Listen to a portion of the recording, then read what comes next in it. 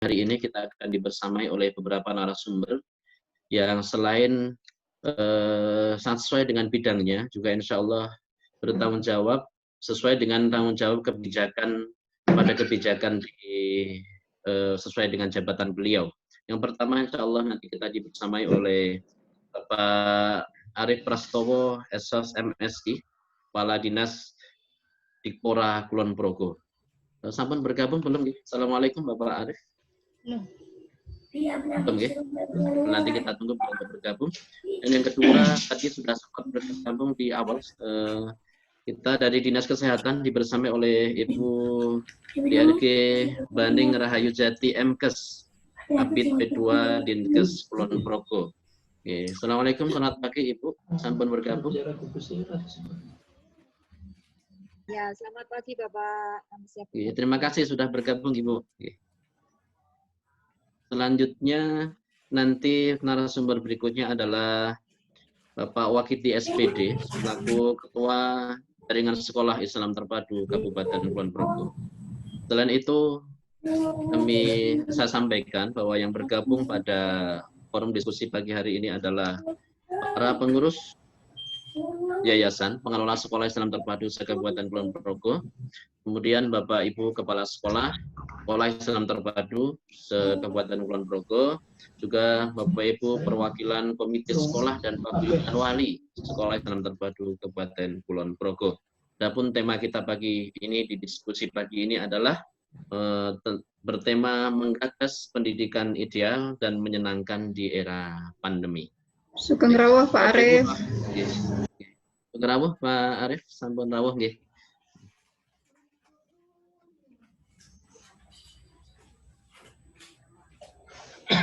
Sambil kita menunggu bergabungnya Pak Kepala Dinas, Kepala Dinas di Kulon Progo, Pak Arif Prastowo.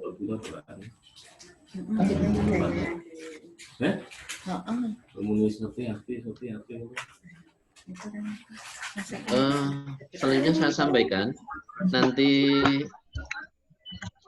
acara yang akan kita lalui bersama-sama. Sugeng rawuh Pak Arif. Assalamualaikum.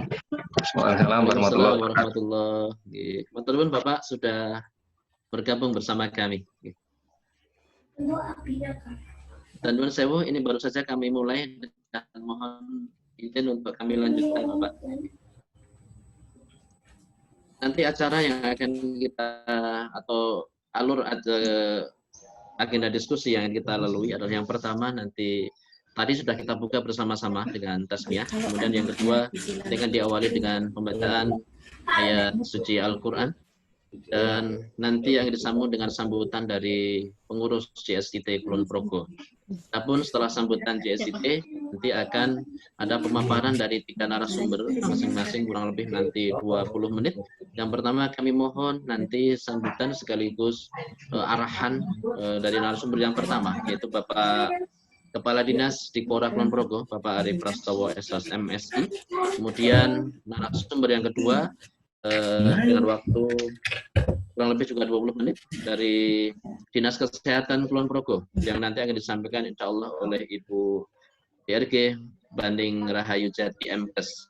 Adapun narasumber yang ketiga nanti insya Allah dari Bapak Wakiti SPD selaku Ketua JSIT Kulon Progo, dan nanti disambung dengan forum diskusi kurang lebih 30 menit nih. Bapak Ibu rahimakumullah, tadi sudah kita buka acara kita di pagi hari ini. Selanjutnya kita lanjutkan dengan acara kedua. Kita mohon bacaan ayat suci Al-Quran yang akan disampaikan oleh Pak Ustadz Nur Hidayat nih, dari SDIT Generasi Mulia. Kapan bergabung belum?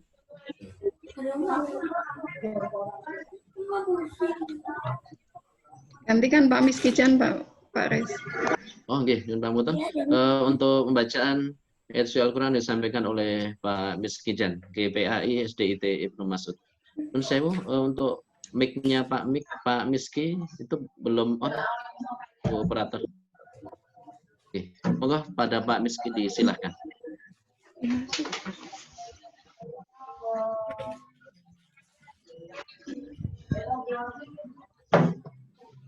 Assalamualaikum warahmatullahi wabarakatuh. Waalaikumsalam.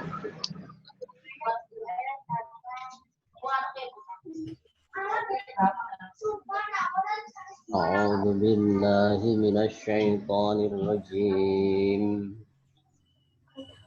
Bismillahirrahmanirrahim.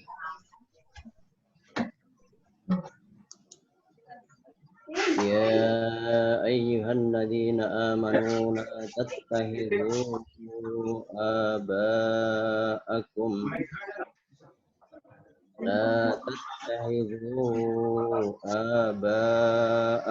wa ikhwanakum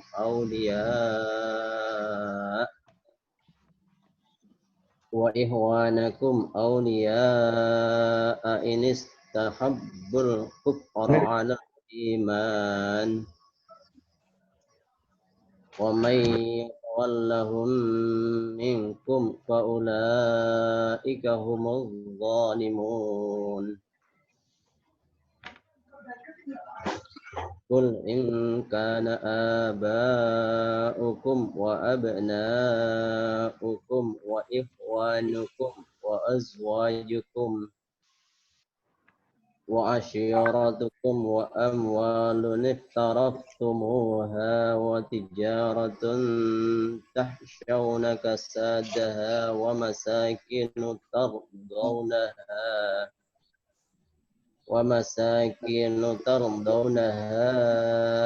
ahabba ilaikum minallahi wa rasulihi wa jihadin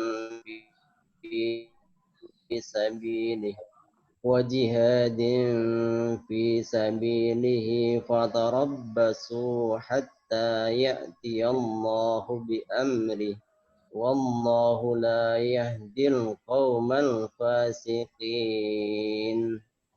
Laqad nasarakumullahu fi mawatin katsirah wa yawma Hunain إذ أعجبتكم كثرتكم فلم تغن عنكم شيئا وضاقت عليكم الأرض بما رحبت ثم وليتم مدبرين ثم أنزل الله سكينته وعلى المؤمنين وأنزل جنودا لم تروها عذاب الذين كفروا وذلك جزاء الكافرين. Sadaqallahul azim. Assalamualaikum warahmatullahi wabarakatuh. Waalaikumsalam warahmatullahi wabarakatuh. Terima kepada Ustaz Miskijan yang telah membacakan beberapa ayat di hadapan kita. Mudah-mudahan menambah keberkahan untuk forum diskusi kita di pagi hari ini. Amin. Amin. Bapak Ibu rahimakumullah, selanjutnya akan disampaikan sambutan dari Bapak Ketua Jaringan Sekolah Islam Terpadu Kabupaten Kulon Progo, yang mana bahwa JSIT Kulon Progo pada pagi hari ini sekaligus sebagai penggagas atau penyelenggara acara diskusi pagi hari ini. Oleh karena itu kepada Bapak Wakiti SPD disilakan. Semoga Bapak.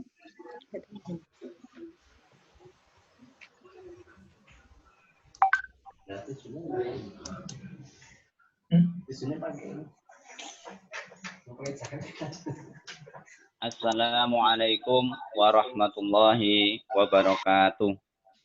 Waalaikumsalam warahmatullahi wabarakatuh. Alhamdulillah binikmatil iman wal islam, binikmati sihah, binikmati ukhuwah. Asyhadu an la ilaha illallah, asyhadu anna Muhammadan abduhu wa rasuluh. Allahumma shalli wa sallim wa barik ala sayyidina Muhammad wa ala alihi wa ashabihi ila yaumil qiyamah. Yang kami hormati Bapak Arif Prastowo, MSI, selaku Kepala Dinas Nasdipura, Kabupaten Kulon Progo.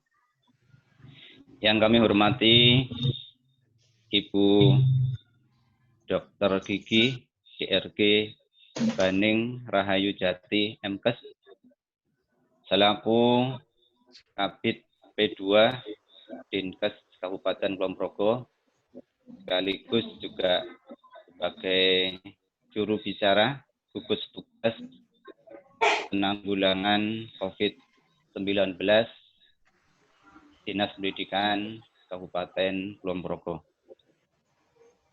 Yang kami hormati pengurus yayasan sekolah IT di Kabupaten Kulon Progo. Yang kami hormati Bapak, Ibu, kepala sekolah di Sekolah Islam Terpadu Kabupaten Kulon Progo. Yang kami hormati Bapak, Ibu, perwakilan komite sekolah di Sekolah Islam Terpadu Kabupaten Kulon Progo. Alhamdulillah, kita bersyukur kepada Allah Subhanahu wa Ta'ala dalam kesempatan pagi hari ini. Allah memberikan banyak kenikmatan kepada kita, biarpun di dalam suasana ataupun kondisi pandemi, tetapi kalau sungguhnya kita renungi, nikmat yang Allah berikan jauh lebih banyak daripada ujian yang Allah sampaikan. Dan di kesempatan pagi hari ini, sungguhnya kita lebih bisa memaknai dari apa yang disabdakan Rasulullah Shallallahu Alaihi Wasallam, bahwa sungguh menakjubkan urusan seorang mukmin apabila dia mendapat kenikmatan, maka dia bersyukur dan itu baik baginya. Dan apabila dia mendapatkan musibah, maka dia bersabar, maka itu juga sangat baik baginya. Dan di masa-masa seperti ini kita bisa lebih renungi makna sabda Rasulullah ini, karena alhamdulillah kita juga mudah-mudahan senantiasa Allah berikan kesehatan dan juga mudah-mudahan kita terhindar dari wabah yang sedang melanda. Bapak sekalian yang dirahmati Allah, tidak lupa di kesempatan pagi hari ini saya mengucapkan taqabbalallahu minna wa minkum shalihul a'mal. Semoga Allah menerima amal-amal kebaikan kita, dan juga mohon maaf lahir dan batin.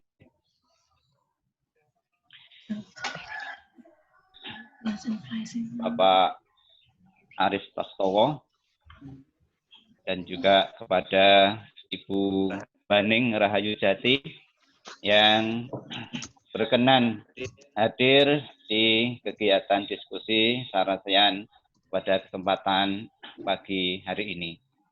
Mudah-mudahan apa yang nanti kita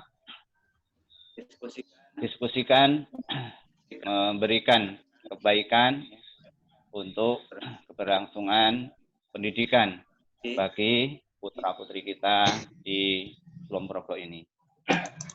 Dan sungguhnya juga ada banyak ya manfaat ataupun ya pelajaran yang bisa kita dapatkan dari peristiwa pandemi ini. Di antaranya ya kita bisa lebih dekat dengan dunia digital ya. Nah, ini juga saya kira suatu kebaikan. Mungkin kalau nggak ada wabah ya kegiatan seperti ini belum tentu juga mungkin akan dilaksanakan. Dan demikian juga di dalam dunia pendidikan ataupun dalam pembelajaran nanti ya yang sebentar lagi ya kegiatan pembelajaran itu juga ya pembelajaran baru akan dilaksanakan. Karena itu di kesempatan pagi hari ini bersama-sama nanti kita berdiskusi karena mudah-mudahan mampu ya menghasilkan kondisi yang paling baik bagi pendidikan putra-putri kita khususnya di wilayah Kulon Progo. Kami juga mengucapkan terima kasih atas partisipasi semuanya ya, Bapak Ibu kepala sekolah dan juga perwakilan komite yang telah berkenan bergabung dalam kegiatan diskusi. Mudah-mudahan pada kesempatan pagi nanti bisa berjalan dengan baik ya, tidak ada kendala. Hal yang terpenting adalah memandikan di Kulon Progo ini. Demikian yang sedikit sampaikan. Mohon maaf, kami akhiri. Assalamualaikum warahmatullahi wabarakatuh. Waalaikumsalam warahmatullahi wabarakatuh. Jazakallah, terima kasih Wakil atas sambutannya. Selaku penyelenggara sekaligus dalam hal ini Ketua Jaringan Sekolah Islam Terpadu Kabupaten. Bapak Ibu rahimakumullah. Allah selanjutnya kita akan masuk pada acara paparan para narasumber atau pemateri. Dan yang pertama kami mohon paparan atau materi dari Bapak Kepala Dinas Dikora Kabupaten Kulon Progo, Bapak Arif Prastowo SOS MSI. Kepada Bapak Arif, kami persilahkan kurang lebih 20 menit. Monggo dipersilahkan. Bismillahirrahmanirrahim. Assalamualaikum.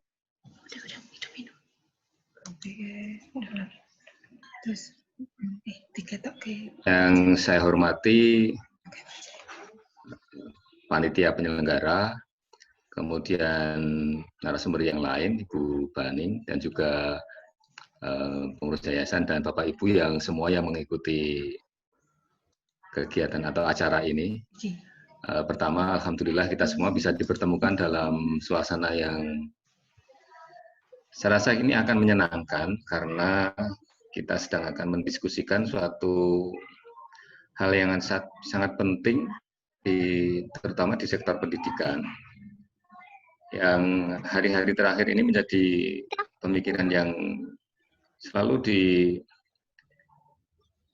disampaikan dalam berbagai hal kesempatan terkait dengan pembelajaran yang akan kita lakukan di tahun ajaran baru yang akan datang. Saya akan langsung pada persoalan yang kita akan diskusikan. Yang pertama, saya mohon maaf karena saya tidak menyampaikan materi dalam bentuk paparan PowerPoint. Saya akan sampaikan hal-hal yang sifatnya umum dan saya berharap nanti ada diskusi yang cukup intens dalam pertemuan ini karena kami sedang mempersiapkan suatu panduan untuk desain atau konsep pembelajaran yang akan kita lakukan di tahun ajaran baru nanti. Yang pertama adalah bahwa untuk tahun ajaran baru tahun ini atau tahun ajaran baru yang akan datang itu sesuai dengan kalender pendidikan akan dilakukan mulai tanggal 13 Juli. Sampai saat ini belum ada perubahan. Dan tentu pertanyaan yang disampaikan pada kami banyak sekali, lantas nanti cara pembelajarannya seperti apa, atau model pembelajarannya seperti apa. Nah, kami menyiapkan 2 skenario, atau 2 konsep untuk pembelajaran di tahun ajaran baru itu. Yang pertama adalah konsep atau desain belajar dari rumah atau belajar jarak jauh. Itu ketika pemerintah belum memutuskan atau membuat kebijakan pembelajaran di sekolah. Artinya sekolah belum dimungkinkan untuk dibuka karena situasi yang belum memungkinkan untuk itu. Sehingga belajar yang dilakukan atau pembelajaran yang dilakukan nanti adalah dengan konsep belajar dari rumah atau belajar jarak jauh. Yang kedua, kami juga sedang menyiapkan suatu panduan untuk pembelajaran yang dilakukan di sekolah. Kita memang tidak tahu nanti kapan waktu sekolah itu akan dibuka. Tetapi kapanpun sekolah itu akan dibuka, kami Dinas Pendidikan Dipora harus sudah menyiapkan panduan pembelajaran di sekolah untuk semua sekolah, terutama dari TK, SD, SMP yang menjadi kewenangan kami yang ada di kabupaten ini. Yang pertama, saya akan sampaikan untuk konsep pembelajaran dari rumah atau pembelajaran jarak jauh. Kita sudah mempunyai pengalaman selama 2,5 sampai 3 bulan terakhir ini, ketika kita memulai pembelajaran dari rumah ini sejak akhir Maret atau 23 Maret tepatnya tahun 2020, ketika saat itu dinyatakan bahwa sekolah memulai pembelajaran itu dari rumah atau jarak jauh. Nah, tentu banyak sekali hal-hal yang terjadi yang kita temui dalam melaksanakan pembelajaran jarak jauh selama 2,5 atau 3 bulan ini. Kebanyakan atau pada umumnya pembelajaran jarak jauh ini diartikan atau lebih didominasi oleh cara-cara pembelajaran online atau dalam meskipun tidak menutup kemungkinan bahwa dalam belajar jarak jauh atau dari rumah itu juga dilakukan dengan cara-cara offline.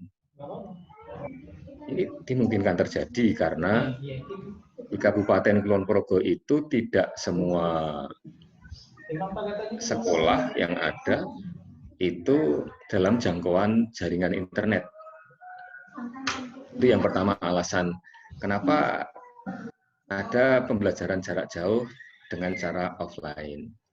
Kemudian ada alasan yang kedua, tidak semua orang tua itu mempunyai kapasitas untuk kemudian atau sarana prasarana dalam bentuk handphone misalnya yang bisa dipakai atau dipergunakan untuk pembelajaran jarak jauh melalui online. Kemudian sekolah juga di beberapa sekolah juga belum memungkinkan itu dari sisi peralatannya. Sehingga tidak semua sekolah yang ada di Kulon Progo selama 3 bulan terakhir ini dalam melaksanakan pembelajaran jarak jaringan.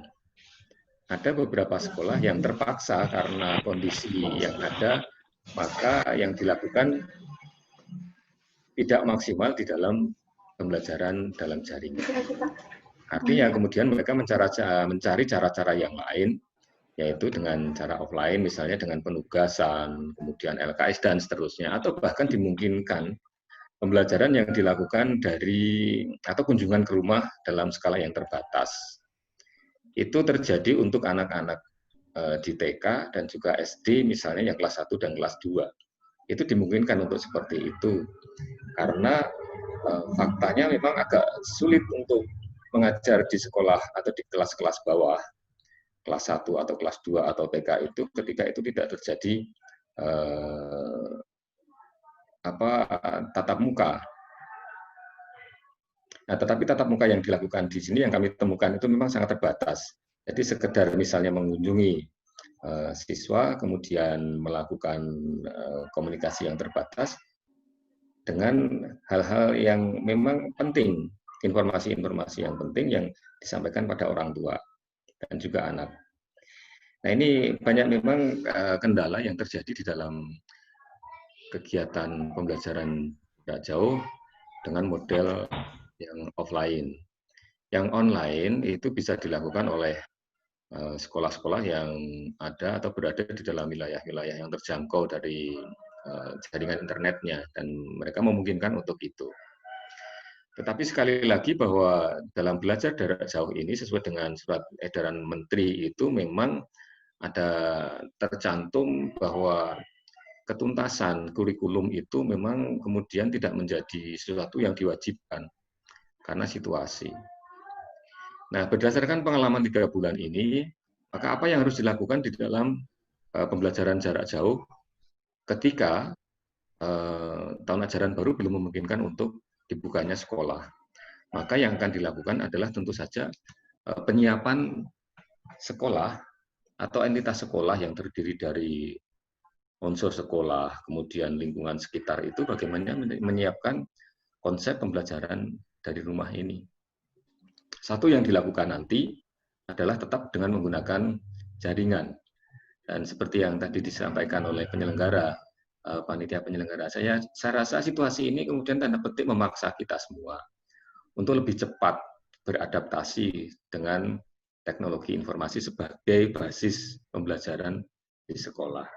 Mungkin jika tidak ada pandemi, kita akan melakukan pembelajaran melalui online ini secara masif, itu barangkali 2-3 tahun ke depan, baru akan mulai secara masif.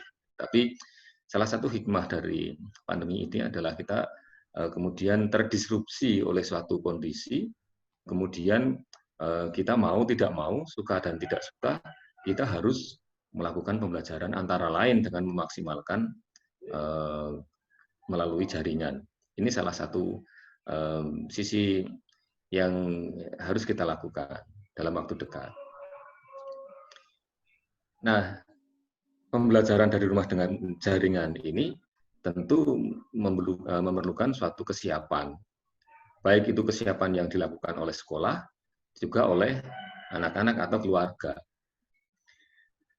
Sekolah tentu saja harus mempersiapkan guru dan peralatannya. Kemudian keluarga juga mempersiapkan siapa yang menjadi narahubung di situ. Di saat pembelajaran dengan jaringan ini tidak kemudian bisa membuat orang atau keluarga itu siap dengan sarana yang ada.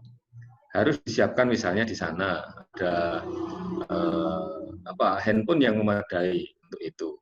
Kemudian untuk kelas-kelas bawah, tentu tidak bisa anak-anak itu langsung kemudian menerima pelajaran ini dari gurunya kepada yang bersangkutan, kepada peserta didik, misalnya kepada anak yang kelas 1 atau kelas 2 atau bahkan TK.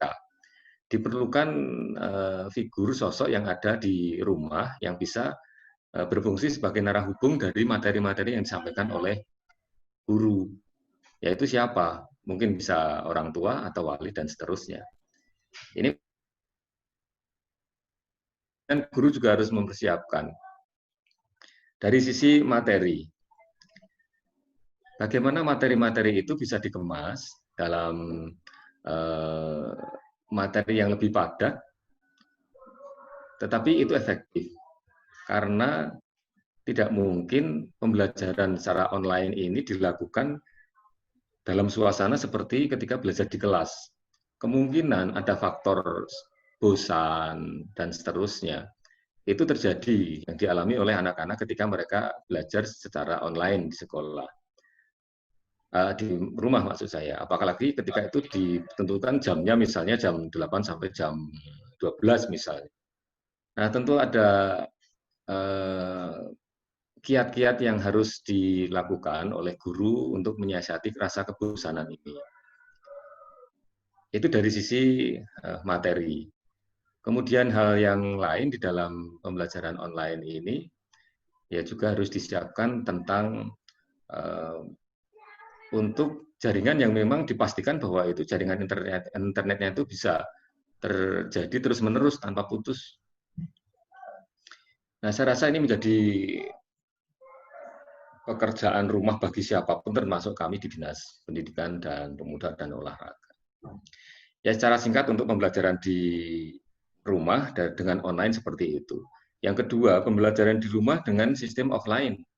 Itu akan terjadi ketika sekolah itu tidak dimungkinkan terjadinya pembelajaran online karena Satu, tidak ada jaringan. Yang kedua, peralatannya tidak ada, baik yang di sekolah maupun di rumah.